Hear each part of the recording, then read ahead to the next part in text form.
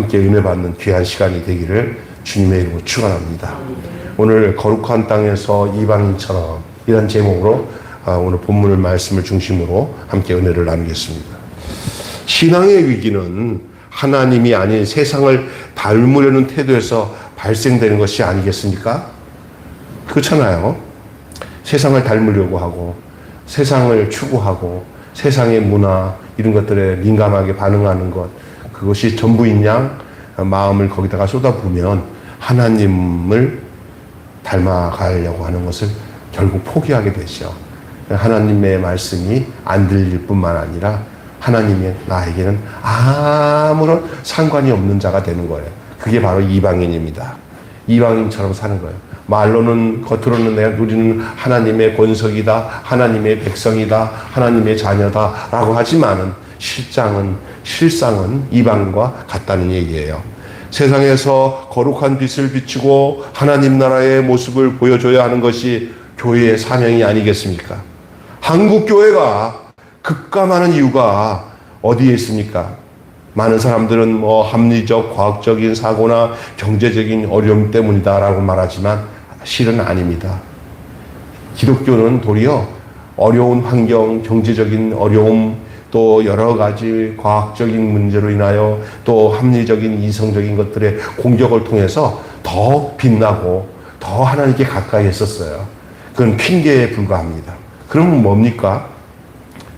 바로 그리스도인이 세상의 빛으로 부름을 받았다는 사실을 망각하기 때문에 우리의 정체성, 우리가 어떤 존재라는 사실을 잊어버리고 살고 있기 때문에 그 사실을 잊어버리고 망각했기 때문에, 그래서 다른 말로 간단하게 말한다면 세상의 삶을 추구해왔기 때문에 하나님의 자녀로서 백성으로 삶을 포기하고 세상의 삶을 추구해왔기 때문에 이렇게 한국교회는 급감하게 되었다라고 하는 것이 정확한 답이라고 할 수 있습니다.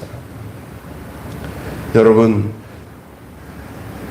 이방인들처럼 되었다는 거예요. 하나님의 자녀, 하나님의 백성이 그냥 이방인처럼 됐다는 거예요. 백성의 반복된 반역과 불평으로 모세는 분노를 했습니다. 그리고 이것이 광야 생활의 실패를 초래했습니다. 약속의 땅에 들어가서도 이런 삶을 계속 반복했습니다.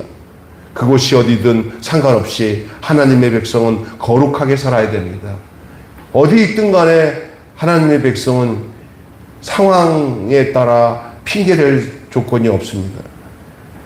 도리어 여기 있어도 하나님의 백성, 저기 있어도 하나님의 백성, 어디로 가든지 내가 너희와 함께 하시겠다 약속하셨잖아. 이 율법책을 내 입에서 떠나게 하지 말며 그것을 주야로 묵상하여 그가 그 가운데를 지켜 행하면은 내가 너희를 어디로 가든지 함께 하겠다. 그것이 여호수아에게 주셨던 하나님의 백성들에게 대한 하나님의 약속이 아닙니까? 그러나 저들은 그런 삶을 약속의 땅에서 살지 않고 우리가 이방인 땅으로 가서 살았다? 아유, 약속의 땅에서부터 벌써 이방인처럼 살았으니 이방 땅으로 옮겨지니 오직 하겠습니까? 이방 문화와 섞여버렸습니다.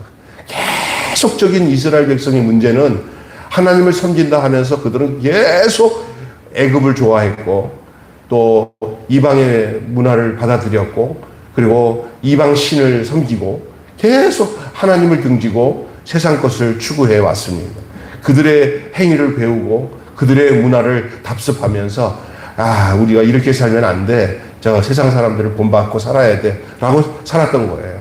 오늘날 또 우리가 하나님 뜻대로 산다고 하지만 어렴풋 우리 생활을 보면은 세상 것들에 취해서 사는 것이 한두 가지가 아닐 때가 있습니다. 정신 차려야 됩니다. 자, 그러면 우상숭배는 뭐냐? 우상숭배는 자녀와 같은 약자를 희생의 제물로 삼습니다. 오늘 본문에 보면은 자녀들을 그냥 제물로 바치잖아요.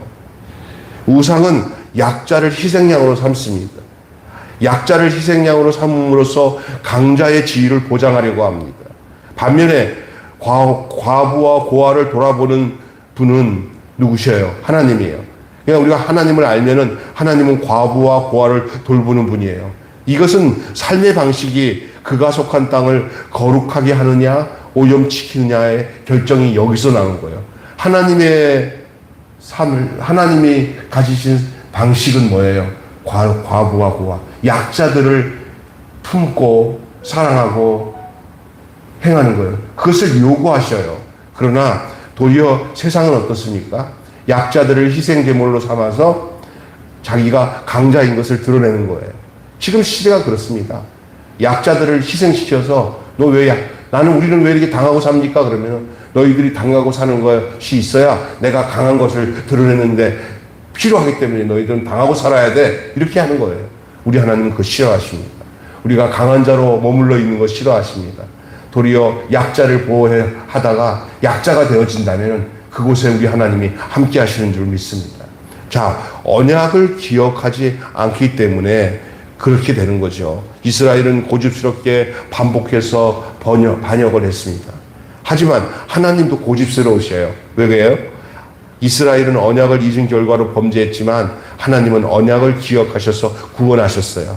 인자하심이 언약을 기억하게 했습니다. 그분의 고집스러운 사랑이 이스라엘을 향한 심판을 이겼습니다. 자, 오늘 우리가 보면은요, 이스라엘은 이방인처럼 살았어요. 그들의 최정점이 뭐예요? 우상숭배였어요.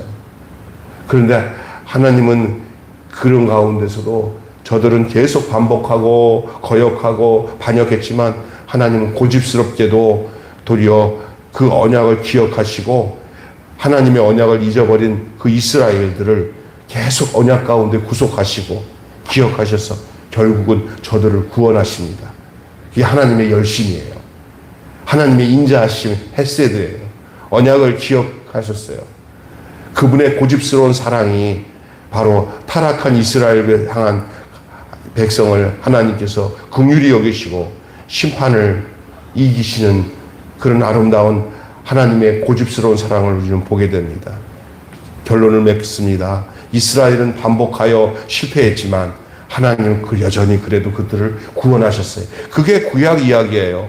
그들은 계속 하나님을 거역하고 또 떠나고 또 떠나면 하나님은 결국은 그들을 때때로는 심판을 하셨지만 심판을 위한 심판이 아니라 저들을 제 위치로 회복시키고 환원하기 위한 하나님의 사랑이 그 성경에 담겨져 있는 내용인 줄로 믿습니다.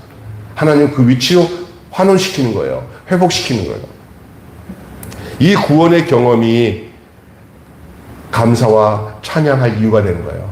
아, 사랑받지 못할 타락한 우리를 버리지 않으시고 끝까지 당신의 사랑으로 감싸시고 긍휼로 이끌으셔서 결국은 심판하시는 사랑이 우리를 당신의 사랑 가운데서 회복하도록 하시는 것이 이거구나라고 우리가 알고 그때부터 하나님께 찬양할 이유가 되고 감사할 이유가 되는 거예요. 나 같은 죄인 살리신 주의 놀라와 잃었던 생명 찾았고 광명을 얻었네. 이스라엘을 향한 베푸신 그 하나님의 크신 사랑은 신비하고 경이로움입니다. 구원의 신비와 크신 사랑의 경의를 경험한 자는 그분을 찬양하고 그분의 성품을 닮아가지 아니할 수가 없는 것입니다.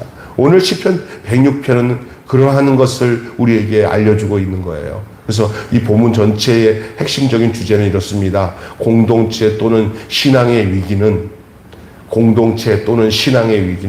하나님의 약속을 망각하면서부터 시작된다 그랬어요. 그러나 이렇게 하나님을 망각하고 사는 우리들을 하나님은 버리지 않으시고 끝까지 고집스러운 사랑으로 우리를 환원시킵니다. 회복시키십니다. 그것이 하나님의 사랑이에요. 그것을 분명히 우리가 알게 될 때 하나님께 진정한 찬양과 영광과 감사를 드릴 수 있는 것입니다. 이스라엘 백성들은 이 시편에서 담겨져 있는 내용을 보니까 구약의 모든 성경을 내어보면은 거룩한 땅에서 이방인처럼 살았습니다. 얼마나 역설적인 웃기는 내용입니까? 그러나 도리어 이방 땅에서 거룩하게 사는 그런 삶을 하나님은 그런 삶을 살도록 만들어가지고 그들이 얼마나 거룩한 땅에서 이방인처럼 살았다는 그 못난 모습을 발견하도록 하시는 그 하나님의 역설적인 사랑들이 바로 바벨론 포로의 생활 속에서의 하나님께 돌아오게 하시는 일들이나 애굽 땅에서 포로로 있으면서 고통 가운데서 신음하다가 가나안 땅을 향하여 출애굽하는 내용이나 다 하나님의 그런 방법을 통해서 인도하시는 거예요. 오늘도 그렇습니다. 우리가 세상에서 타락하고 있을 때 하나님은 가만히 있지 않고 우리가 하나님 안에서 사는 것이 얼마나 복된 것인지를 깨닫게 하기 위해서 어느 때는 하나님이 내버려 두시는 환경 속에 우리를 두을 때가 많습니다. 그럴 때 우리가 정신을 차리고 하나님은 우리 공동체나 우리의 신앙의 위기는 하나님의 약속을 망각하는 데서 시작되는구나. 그렇다면은 하나님의 약속을 망각하는 데부터 모든 것이 시작이 된다면은 반대로 하나님의 약속을 기억하면 또다시 회복되기 시작하는 거예요. 그러니까 말씀으로 돌아가고 하나님 말씀이 내 귀에 들려져서 내가 그 말씀을 따라 순종하고 살아갈 때 우리의 모든 신앙이 회복되어지고 하나님의 긍휼과 그 사랑을 절절하게 느낄 수 있게 되는 줄로 믿습니다. 결국 우리가 교회에서 목회자들이 성도들에게 계속 전하는 게 뭐냐면 하나님 말씀이 들려질 때까지 애써야 되는 거예요. 하나님 말씀이 안 들려지니까 믿음이 없다. 교회 다녀도 헛나가는 것 같다 그러잖아요. 그건 힘으로도 안 되고 능으로도 안 돼요. 하나님의 은혜가 임해서 그 귓구멍이 뚫려가지고 하나님의 말씀이 들려지기 시작하면서 말씀으로 인하여서 하나님을 만나는 일밖에 없는 줄로 믿습니다. 그래서 우리가 찬양 중에 이런 찬양이 있어요. 죄악의 사슬에서 외로움에 눈물 흘릴 때 말씀으로 찾아오신 주님 영생을 약속했네. 이런 찬양이 있잖아요. 한번 들어보세요.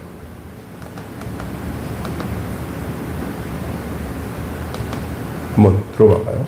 내용을 가사를 보세요.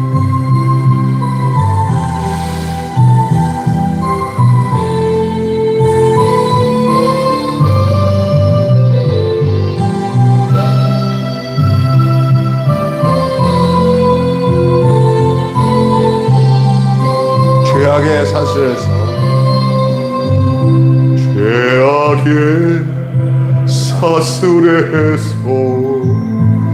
괴로움에 눈물 흘릴 때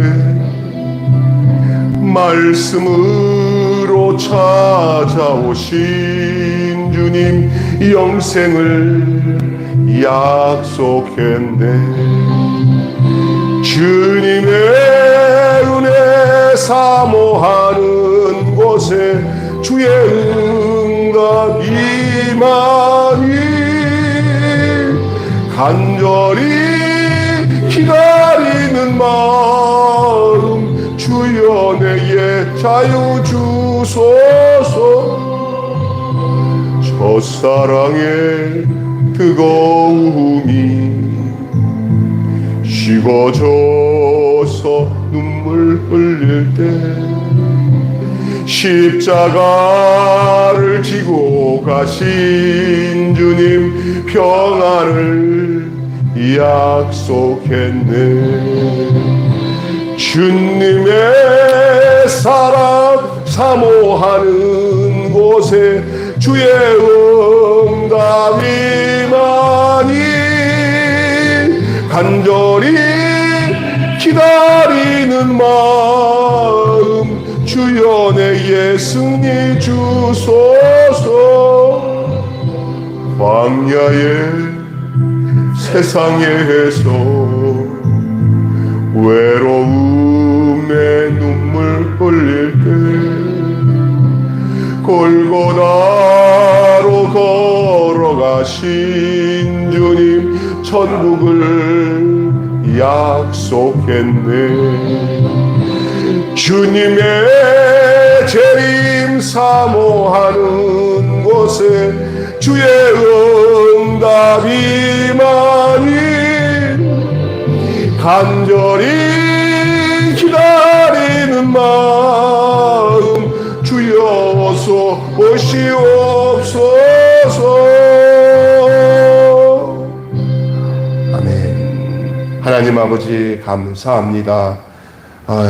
금요일 이렇게 여러 가지 사역으로 육체는 많이 지쳤지만 그러나 약속한 이 시간에 나와서 찬양하고 기도하고 말씀 듣고 돌아가게 해주시니 감사합니다.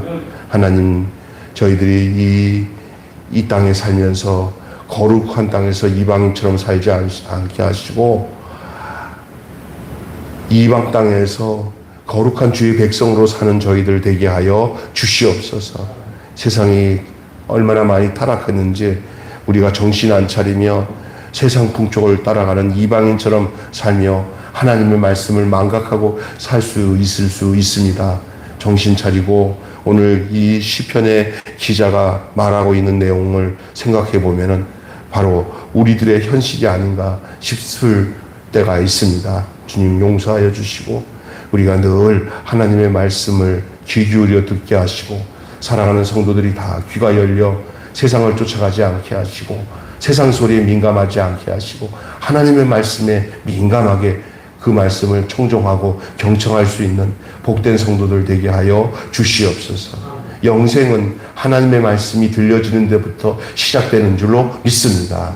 우리의 귀가 열려 하늘의 음성을 듣고 주님의 음성을 듣고 목자의 음성을 양들이 알아듣듯이 그렇게 들어서 우리가 양으로 생명을 얻고 풍성히 얻는 축복 가운데 머물게 하여 주옵소서. 예수님의 이름으로 간절히 기도하옵나이다. 주님 가르친 대로 마치겠습니다. 하늘에 계신 우리 아버지의 이름을 거룩하게 하옵시며 아버지의 나라가 오게 하시며 아버지의 뜻이 하늘에서와 같이 땅에서도 이루어지게 하소서. 오늘 우리에게 일용할 양식을 주옵시고 우리가 우리에게 잘못한 사람을 용서하여 준 것 같이 우리 죄를 용서하여 주옵시고 우리를 시험에 빠지지 않게 하시고 악에서 구하옵소서.